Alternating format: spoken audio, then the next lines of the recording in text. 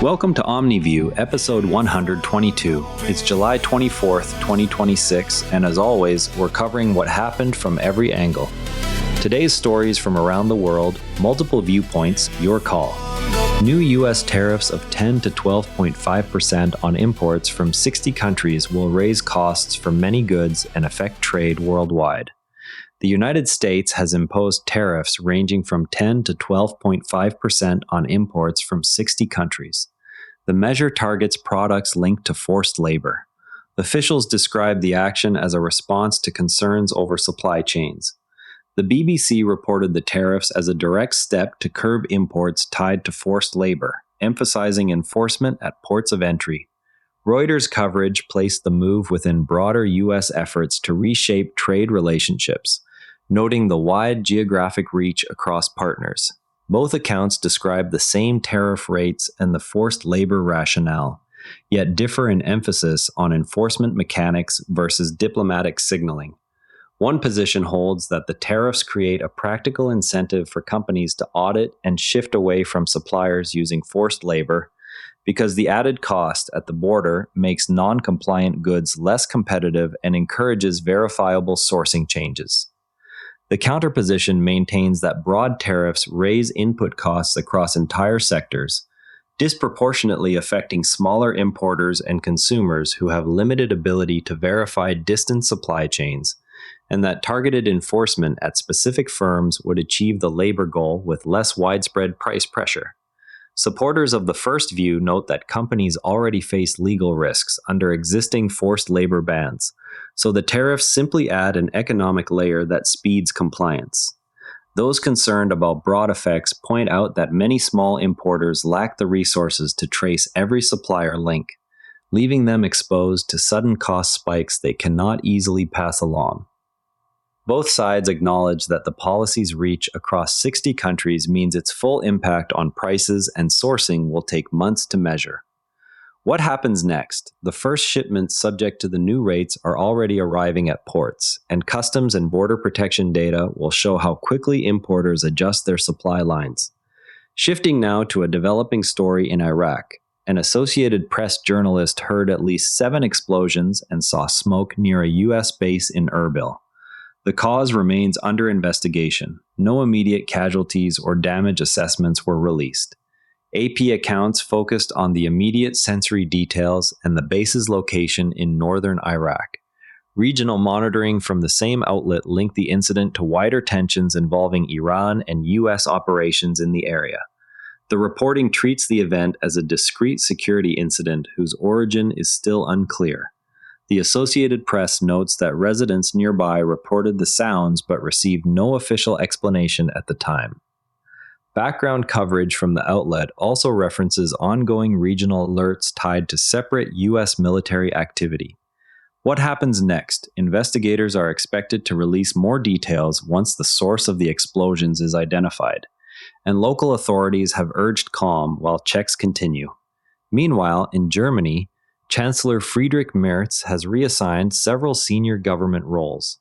The changes aim to strengthen the coalition ahead of upcoming regional elections. AP reporting presented the moves as an internal adjustment to improve coordination within the governing parties.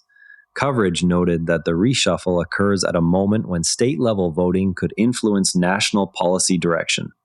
Observers cited in the account viewed the timing as an attempt to project stability rather than a response to any single crisis. The report adds that the new assignments involve experienced ministers who already hold senior posts. What happens next? The coalition will test whether the adjusted lineup improves its standing in the state elections scheduled later this year. Next, in Bahrain sounded sirens early Friday, warning residents to take shelter from detected incoming fire. The alert came just hours after the U.S. military said it had wrapped up its 13th night of strikes against Iran.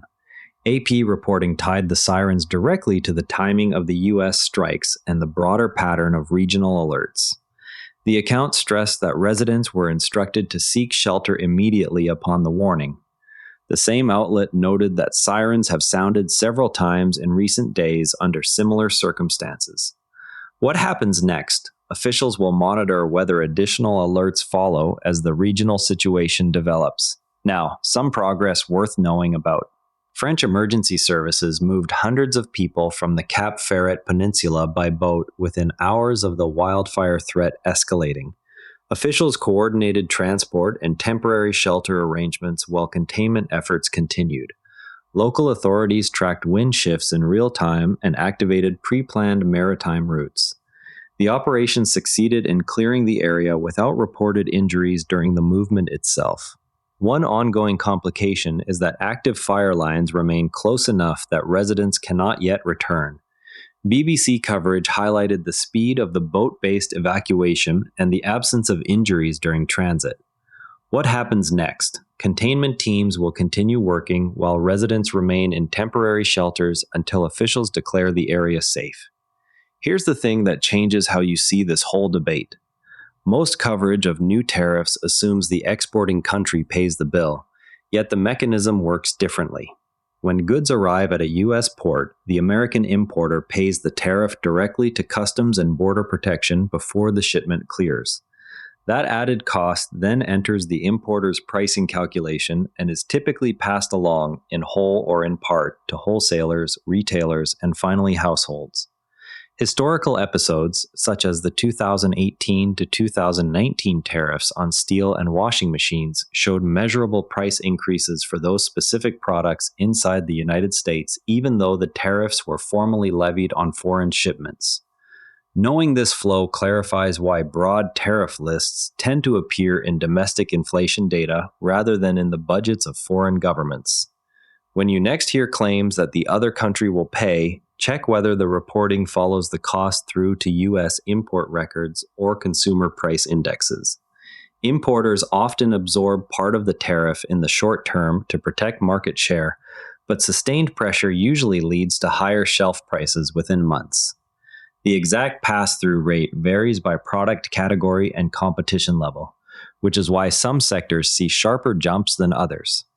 Reviewing monthly import price indexes published by the Bureau of Labor Statistics offers one concrete way to track whether the added costs are staying with importers or moving downstream. If you want to go deeper on the tariffs, compare how the BBC and Reuters are covering the new U.S. tariffs. Tomorrow, watch for any official statement on the source of the explosions near the U.S. base in Erbil. That wraps up today's Omni View. Remember, the best informed people read more than one perspective, and the calmest ones know that most days, somewhere, something is quietly getting better. For full source links, check out today's written briefing on the Omni View summaries page. Share this with someone who values fair coverage. See you tomorrow. And if you'd rather watch than listen, find us on YouTube at Nara Network. Links in the show notes. Quick tip from the network.